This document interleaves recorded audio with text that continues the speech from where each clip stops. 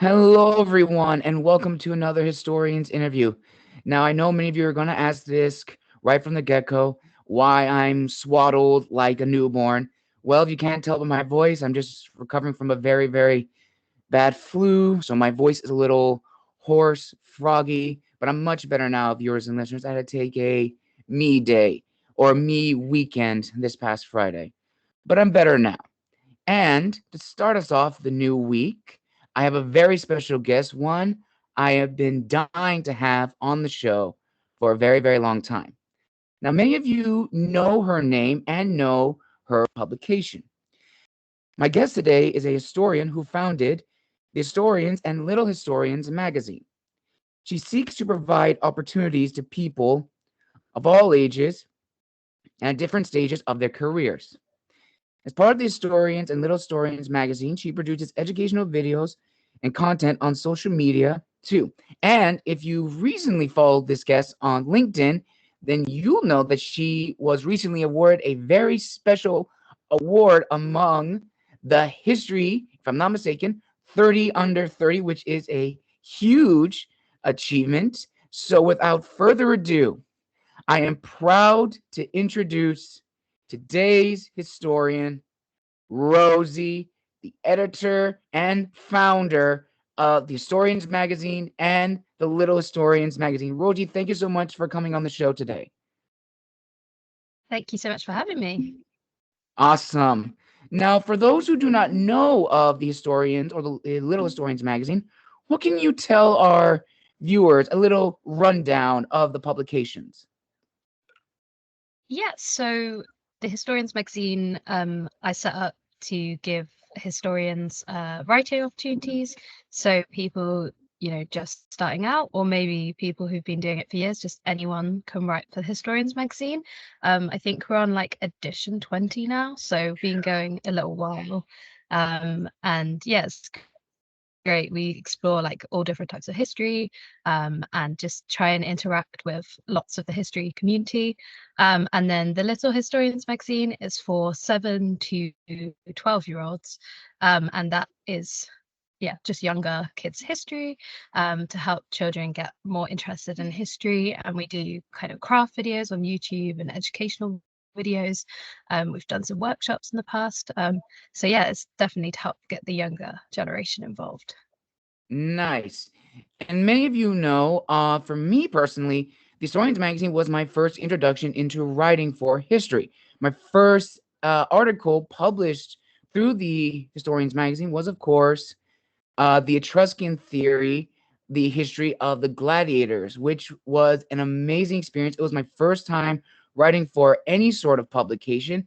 And more recently, I wrote an article on Henry Louis Roundtree, the most decorated Montfort Point Marine, which was another great experience.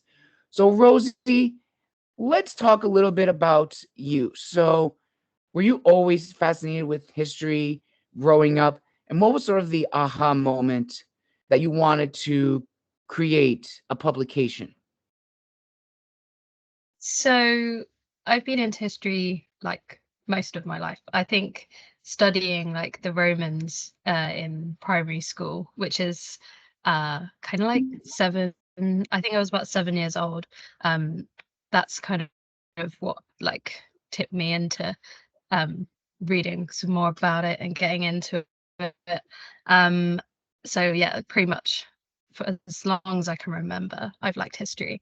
And then I think the moment of like setting up the magazine was that I was doing my master's degree in European history, and I was trying to find some places to write um, articles, like to publish articles and like do a bit more about the subjects I was learning about.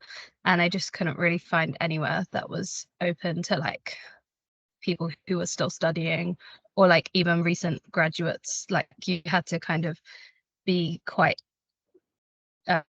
experience to get work published. So that Mhm. was when I thought, oh, I'm going to do something. So I did. Nice. So when you finally got around to create the Historians magazine, now you said in your bio that you set out with the goal to make the magazine accessible to everyone from all ages and from various career opportunities. Were those like the set in stone goals that you had, or did those change over time? Yeah, so that was the goals when I first started the magazine, and then I think actually it's become more um, like we're achieving them more that when because we didn't set up the Little Historians until last year. So Mm-hmm. although we were kind of getting the people in different stages of their career and different like backgrounds, actually having the kids side of it has like opened up a new avenue to different ages getting involved, which I think really makes it like accessible to everyone. And we've still got loads of kind of free content for people to read and watch. So I think like we've actually delivered more than we did when we first started because we've learned, more about how to do things and just being able to increase the workload basically. Awesome. Now, with the very first publication, what was the need you want to satisfy for these prospective readers, and what was the initial feedback like? So I think for the kind of readers, it was introducing them to subjects and historians they might not have heard of, because we are kind of open to any ideas. So it was like different topics that they might not have read in like a conventional um, magazine or historians that they won't have heard of because they won't have been published in any other publication. And I think that's like interesting for the readers because it's a different to like an average um, magazine or book that they're going to pick up.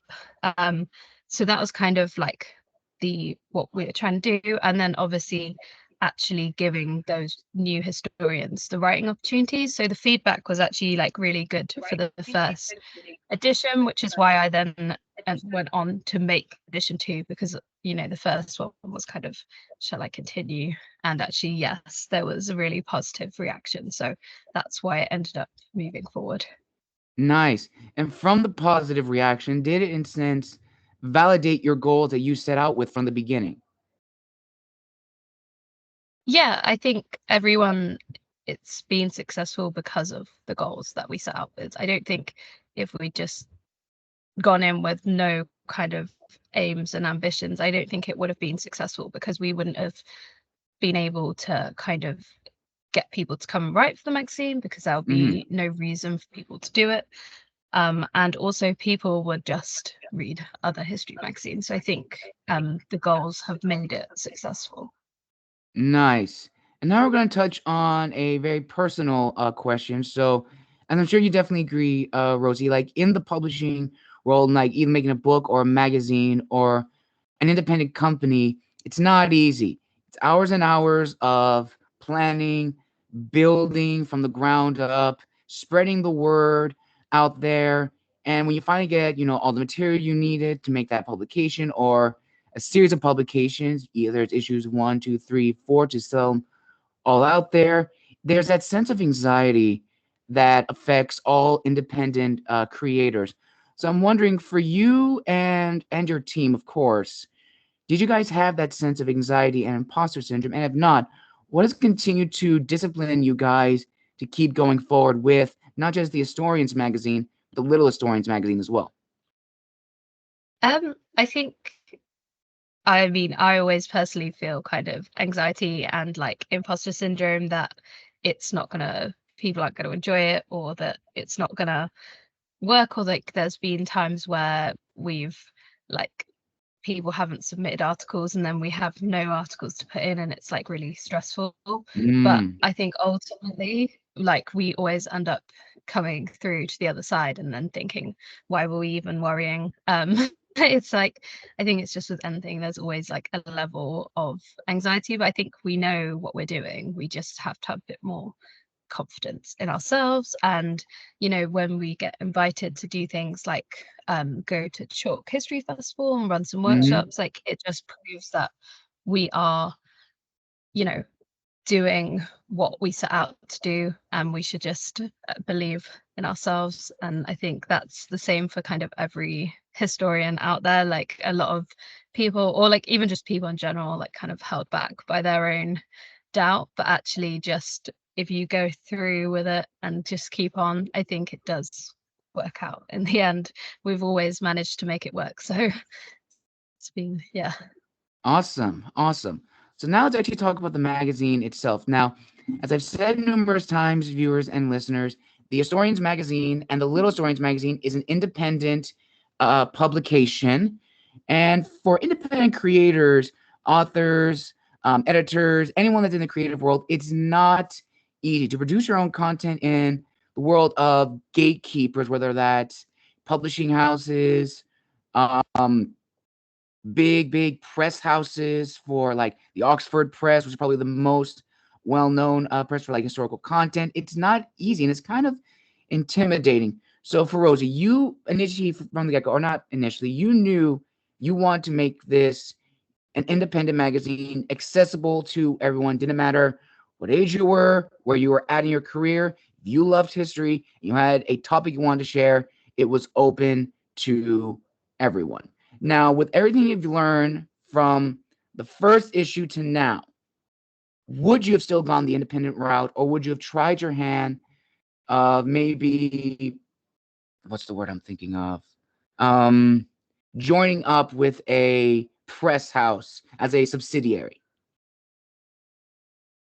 I think I still would have gone down the independent route. I think for us, like we've had so many more opportunities and like chances to explore what works for us and do different things, which I don't think we would have had the opportunity to do if I kind of didn't start off that way. I mean, obviously, no one knows what like the future holds, but I think at the moment it's really great being independent, and I'd like to keep it that way as much as possible because I think you can just be like more creative. Like no one's telling us what to do. Like I'm telling, it's me Right. and telling everyone what to do. So I kind of can choose, and like everyone in the team can be quite flexible with what we're doing. So it's like really interesting. Like recently we went to France to film some content for like D-Day, and we also went to Bay Tapestry, which will be like releasing later this year. And I don't think if we were just a publication like within a publishing house that we would have ever have got that opportunity, because obviously there would have been other things going on. So I think it's quite nice to have that freedom. Nice. So now let's actually talk about the magazine itself. So we'll begin with the first business question, the audience. Like a book, a magazine has to have an audience that it targets. And sometimes it's not very easy. You can get 99% sure you'll hit your target audience, but sometimes what's even better, you'll get people who are not interested in history, but they absolutely love the content. So for you, Rosie, this is a two-parter. How important is it for a publication like the Historians Magazine to really understand its audience? And from the first edition to now, do you guys have a good idea of who your audience is? Even also for the little historians. Yes, I think it is really important to understand your audience because obviously you need to find a way to reach them to get the content to them. So you do need to kind of know who your audience are and kind of why, like why would they choose to look at your content? Why would they choose to subscribe? That kind of thing. Because otherwise, like no one's going to subscribe because you're just trying to like talk to everyone in the world. So I think Mm-hmm. it's really important to understand like who would be interested in what you're doing. And I think for us at the magazine, like we do have a very good idea of who the audience is for both publications. I think actually going to kind of workshops and doing some more in-person stuff with the little historians has actually really helped us find kind of a new audiences that we didn't necessarily consider, but actually like talking to people, Mm. there was lots of different people that we hadn't considered. So I think finding your audience is actually quite a lot of work. Like you're not going to instantly find your audience like in whatever you're doing. There's always going to be people that you haven't thought about, or people who maybe they've just followed you but they never interact, so you've never like considered that they enjoy it. So I think it is a long process, but obviously with the main magazine, like the Mhm. Historians magazine, we've been running for like 3 years. So we've kind of got a good idea of like where we're going with the audiences. And then with the kids one, like it is still in development, but I think we've got a pretty good idea from chatting to people about what they want to see. So it's a really interesting process, and it's actually like it is worthwhile exploring like who's interacting with your content, because you will find some interesting things. Definitely, definitely. And readership will definitely be touched on later. Now, the next question, I'm going to reword it in the best way I can. Now, the next question is usually about, historians, like what historians have inspired you to promote or tell history. But I'm going to reword it almost like to the magazine. Now, for the layout of a magazine, it's not easy because you always have to think of, okay, how big is this going to be? Will the pictures fit here? When people think, oh, you're just getting pictures and you're just putting an article, you're just slapping it in. No, viewers and listeners, I've been told numerous times from other publications that they'll give you a specific word count and the size of the image that will be accessible for the magazine. So for you, excuse me, Rosie, I don't know if you can talk about this, or maybe you can beat around the bush the best we can. So, how important is it to like really develop and like organize the material? Because it's not like, oh, you're just slapping information and pictures willy nilly. It's actually, okay, this is going to begin this part, this is going to begin this part. Here's the main article that's a little bit longer, and here are the other stuff. Yeah, so it's definitely a lot more complicated than just putting some words and images on a page. I mean, like for starters, I use InDesign, like Adobe InDesign, which for Mm-hmm. most people will have never even heard of that. So that's the first thing, is like actually for most regular like computer users won't have ever used the platform. We also have a template of like in the magazine, and obviously we have to really consider what's a bigger article, what's a smaller article, what's what can actually go in the magazine. It's not quite as Right. simple as just we're going to pick every single article that comes into Mm-hmm. us. We get hundreds of submissions every time, so it's a Mm-hmm. really long process where I meet with Alex, who's in our editorial. She's assistant editor, and we chat about all the submissions, and we go through all of them, and we weigh up which ones want to go in, because also we have to consider them against past editions. So we can't really be publishing things that are the same as what someone published like a year ago, because obviously people have read it. So it's like a really long process of going through Right.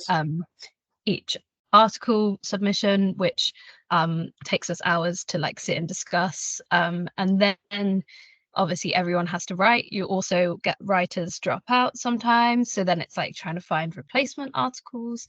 And then it's going on to putting it into the magazine. And that's like, there's a massive process. Actually, before it even goes to the magazine, we have a team of sub editors who Mm. proofread everything. And then it's down to me to put it into the magazine and make it look good and make sure everyone's stuck to the word count, because if people have gone over, then it doesn't fit onto the page. Like it's a really long process to get everything together. It's a lot longer than anyone would think. And then even once the magazine's done, obviously someone needs to proofread it, and then do any other edits are needed, and then we have to upload everything on the website, like Mm-hmm. put it all live, put it on sale, and then there's promoting it. So like it's really like each edition takes like months to do, because there's a lot of work. So yeah. Definitely. For anyone says working in a magazine is easy, it's not. It's not. I've worked with a lot of other authors who have submitted. It's not easy. It's a very long process. And just as Rosie said, you may not hear back until like a month after, because you'll have the cutoff date. And then during that cutoff date, that's the whole editing, revising, formatting process. And then the next month, that is the month where it will be published. And so it's a very long process, but it is definitely worth it. Now, going back to readership, For me, readership is important, and especially an author, because when we write creative stories or even historical content, we really have to consider who exactly is going to read this. Now, of course, Rosie, you have two options. You have the Little Historians magazine, which is geared towards, children, and like a little bit higher, maybe early middle school, late elementary, as we would say in the United States. But then you have the Main Historians magazine, which is like young adult, new adult content, depending on, what it is.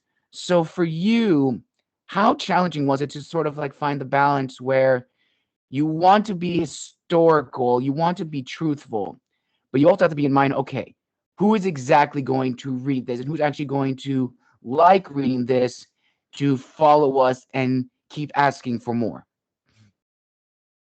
Yeah, so I mean, yeah, it's definitely a balance of kind of different elements. I mean, obviously most people that read it do like history in some regard, even if it's just like a passing interest. I think with some things, for example, if you are like uploading YouTube videos, you might have a wider audience because Mm-hmm. people, it's easier to watch a YouTube video than potentially read a magazine on the kind of levels of like background watching and stuff like that. So like obviously it's Right. like that, it's like kind of, we obviously know like the balance is, it is hard to get the balance of like how much history to share, how much to talk about the magazine, how much to Right. do, you know, photos of like nice historical places, how like there's Mm-hmm. it's, I think we're still kind of working that out, to be honest, because things always change and the audience change, and sometimes the audience want more of stuff, sometimes they want less of stuff, so it's just like um getting that balance. And I think like with the Historians magazine, we used to do like themed editions. Mm-hmm. Um, and we decided to stop doing that because we felt like actually some themes were more popular than others. And then that's not really Ah. fair necessarily to some of the authors who's actually written really, really interesting articles, but actually less people have bought the edition because it's, about the 1900s and people didn't want to read it. Whereas when in a generalized magazine, then their work actually gets read, which I think is like something that we wanted to balance out, because obviously everyone who writes really interesting stuff, and so it's nice to give them more of a chance to have their work read as well. So yeah, it's definitely that there's a balance of everything, and I think yeah, like some people in the audience and more, some people want less. It's just trying to make it work for us. But yeah, I think it's always, I'm sure you have the same of like, it's always changing on what you want to talk about and Mm-hmm. what you want to share and stuff. Definitely, definitely. So now let's sidetrack to you, Rosie. So, besides the Historian, Little Historians magazine, who is Rosie? Oh boy. Sorry, I lost you at the end of the question there. If you could Oh, just repeat it, just so then it doesn't cut out for you. okay. So my question was to you: besides the magazine, who is Rosie the historian? So I am, well, I'm aiming to be a historian of kind of like the interwar period in Britain, so kind of 1919 to 1939. I did my master's in European history, and I did a dissertation about female criminals in, well, I did it about female criminals in the early 1900s in Britain, because there's a kind of digitalized court records from the Old Bailey that go up to 1913. So I did it from 1900 to 1913, but my real interest is kind of the interwar period. I read a lot of stuff on that period, like for, about socialites, about celebrities, people like the Mitfords, the bright young things. Like that's what really interests me. And when I have time, I do want to write some articles and do a bit more, but obviously at the moment I'm concentrating on the magazines. But um, yeah, I want to do a bit more on that kind of um, stuff. But that's kind of what I'm into. And yeah, I work in marketing in my day job. So like I do a lot of different things. So yeah, it's always really interesting. I like learning about lots of different things, but I think if I was ever able to write a bit more, then it'd definitely be on that period of time. Nice. Very, very nice. And also, as I said before, congratulations are in order because I saw your post that you are among History Nets or with also the BBC 30 under 30. That is a huge accomplishment, Rosie. So can you tell us about that? Yeah, so BBC History Extra, which is BBC History magazine, had a 30 under 30 list. I had to send in an application, but I sent in my application Would you excuse me 1 second, and Rosie? My was, dog is barking very loud and I can yeah, hear him. Right back, viewers and listeners. Rosie. yeah. So I was lucky to be selected to be on the 30 under 30 list. There's some amazing young historians on there, a few of them. So Beth Reed, Molly Anderson have work in the magazine, and also Luke Daly has written for us before, so it's really nice to see a Mm-hmm. few other magazine people on the list. But yeah, it's really nice to be recognised for what I've been doing over the last like few years. Um, and yeah, it's a really nice group of people to be included with. And we're actually all hoping to like meet up at some point. So you never know, you might see a little video photos of us all together. But yeah, it's really nice to be part of that because obviously when I submitted it, I didn't really think I had much of a chance, but obviously it's nice that I did get on there. Awesome. And I'm actually glad you brought up, Luke Daly and the others because networking as an independent creator it's very difficult. It's very, very challenging. But surprisingly, on Instagram and LinkedIn, there's a lot of very talented, very, very knowledgeable, and very, very amazing historians. So for you, Rosie, who would you say have helped you become a better historian in your field, as well as help you refine the practices for the historian and little historian? Yeah, so I mean, I work with lots of amazing people. There's like quite a few people involved in the Historians Magazine team, kind of behind the scenes. Like there's quite a lot of us. I think there's about 20 of us all together, kind of working on selecting articles, proofreading, and stuff like that. Um, obviously, Katie, Helpful History Katie, is Mm-hmm. kind of she's the assistant managing editor of the Little Historians, and she is amazing, and we work really well together, and we've got loads of, we have loads of ideas, and we try and do most of them. So it's really helped me improve because before Katie joined, we weren't really doing much video content, and now we have a YouTube channel. Actually, we have two YouTube channels, and we've even filmed some like longer documentaries and stuff like that. So that's been really great having her on board. And she's obviously amazing on TikTok as well herself. So she's been really helpful with helping us get all the video projects off the ground, and she edits most of them, which is great.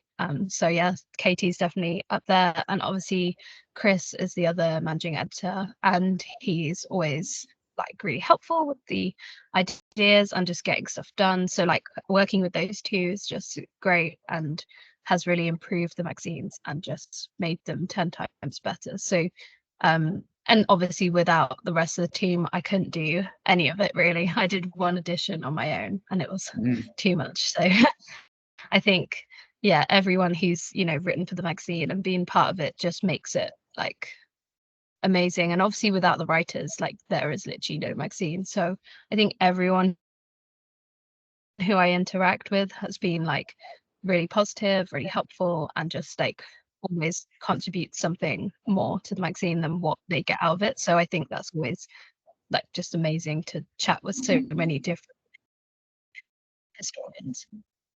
Definitely. And now I'm going to combine the last two questions into one. So brace yourself, Rosie. Now, for being, of course, independent historians, it's not ooh. Rosie, can you still see? Okay, there we go. There was a little bit of a glitch, but can you still hear me?